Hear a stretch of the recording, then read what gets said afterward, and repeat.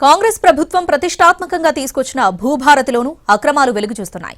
Slot booking మొదలుకొని challan generation వరకు ఉన్న సాంకేతిక లొసుగులను ఆసరాగా చేసుకుని అక్రమార్కులు అవినీతికి పాల్పడుతున్నారు. రైతుల నుంచి పూర్తి స్థాయిలో డబ్బులు తీసుకుని ప్రభుత్వ ఖజానాకు గండి కొడుతున్నారు.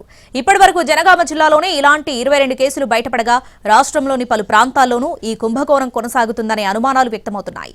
యాదాద్రి భువనగిరి జిల్లా యాదగిరిగుట్ట నుంచి జరుగుతున్న ఈ అవినీతి భాగోతం వెనుక ఓ ముఠా ఉందని, హైదరాబాద్ కు చెందిన ఓ కీలక వ్యక్తి ఈ మొత్తం వ్యవహారానికి మాస్టర్ మైండ్ గా ఉన్నాడని పోలీసులు అనుమానిస్తున్నారు. భూముల రిజిస్ట్రేషన్ కోసం చెల్లిస్తున్న స్టాంప్ డ్యూటీ, రిజిస్ట్రేషన్ చలాన్ల సొమ్ము పక్కదారి పడుతుంది. ప్రభుత్వ ఖజానాలో జమ కాకుండా కొందరు మీ సేవ స్లాట్ బుకింగ్ కేంద్రాల నిర్వాహకులు జేబుల్లోకి చేరుతుంది. స్టాంప్ డ్యూటీ, రిజిస్ట్రేషన్ చలానా రసీదులపై చెల్లించే మొత్తం సరిగానే ఉంటున్నా ప్రభుత్వ ఖజానాలో మాత్రం అతి తక్కువగా ఉంటుంది. ప్రభుత్వం ధరణి స్థానంలో తీసుకొచ్చిన భూభారతి పోర్టల్ స్లాట్ బుకింగ్ విధానాన్ని అడ్డుపెట్టుకుని ఈ అక్రమాలకు పాల్పడుతున్నట్లు అధికారులు గుర్తించారు. జనగామ జిల్లాలో ఒక్క రోజులోనే 8 లక్షల మేర ప్రభుత్వ ఖజానాకు గండిపడినట్టు విచారణలో తేలింది. దీనిపై గుట్టుగా విచారణ చేపట్టిన అధికారులు ఒక మీ సేవ నిర్వాహకుడు సహా 3 అదుపులోకి తీసుకున్నట్లు సమాచారం.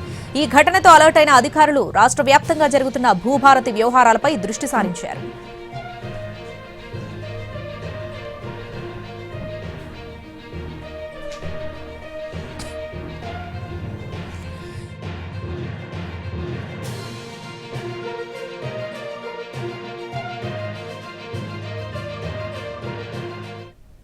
భూభారతి పోర్టల్ ద్వారా స్లాట్ బుకింగ్ చేసుకోవాలి.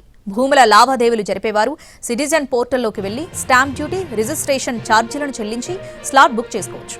కానీ సరైన అవగాహన లేక తగిన సమయానికి సంబంధించిన స్లాట్ దొరక్క చాలా మంది మీ సేవ కేంద్రాలు, తహసీల్దార్ కార్యాలయాల వద్ద ఉండే స్లాట్ బుకింగ్ కేంద్రాలను ఆశ్రయిస్తున్నారు.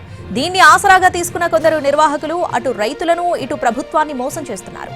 భూమి క్రయ విక్రయాలకు సంబంధించి ప్రభుత్వానికి చెల్లించాల్సిన స్టాంప్ డ్యూటీ, రిజిస్ట్రేషన్ ఛార్జీల్లో మోసానికి పాల్పడుతున్నారు.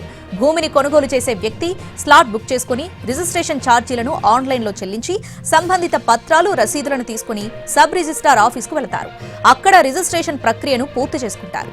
అయితే కొనుగోలుదారులు చెల్లించిన మొత్తం రసీదులపై సరిగ్గానే కనిపిస్తున్నా ప్రభుత్వ ఖజానాలో మాత్రం తక్కువగా జమవుతున్నట్టు బయటపడింది.